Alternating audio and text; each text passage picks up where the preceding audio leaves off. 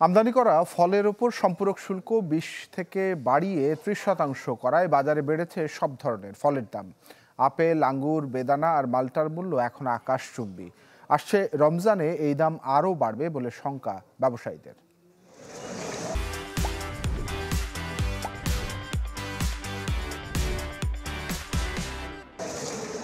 কথায় আছে, দিনে একটি আপেল আপনাকে ডাক্তার থেকে দূরে রাখবে, কিন্তু সেই আপেল কেনার সাধ্য আছে কতজনের? যেখানে বর্তমান বাজারে কেজি প্রতি দাম ছাড়িয়েছে ৩৫০ থেকে ৪০০ টাকা, অর্থাৎ পরামর্শ অনুযায়ী দিনে একটি আপেল খেতে গুনতে হবে অন্তত ১০০ টাকা। শুধু যে আপেলের দাম বেড়েছে তা নয়, বেড়েছে কমলা, মাল্টা, আঙ্গুর, বেদানা আর খেজুরের দামও। আসছে রমজানে তা আরও বৃদ্ধি পাবে বলে মনে করেন ব্যবসায়ীরা।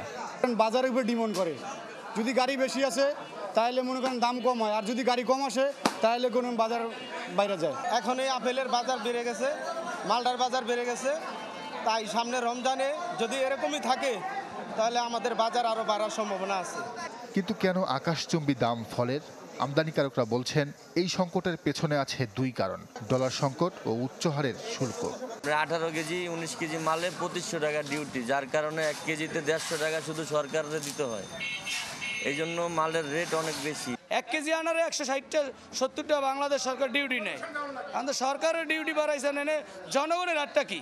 যদি ডিউটিটা 50% করে দেয়, এখন যে ডিউটি আছে সব আইটেমের ফলের উপরে, তাহলে সাধারণ মানুষ সবাই খেতে পারবে ইনশাল্লাহ।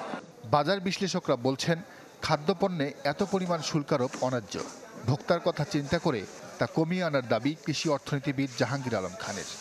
টাকার অবচয়নের ফলে বাংলাদেশের বাজারে ফলের দাম অনেক বেড়ে গেছে।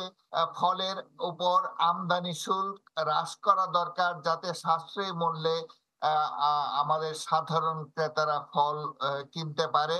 তাছাড়া দেশি ফলের উপরে গুরুত্ব আরোপ করতে হবে। দেশে দৈনিক ফলের চাহিদা প্রায় 20 লাখ কেজি। নাজমুল হুদা সুমন, চ্যানেল 24, ঢাকা।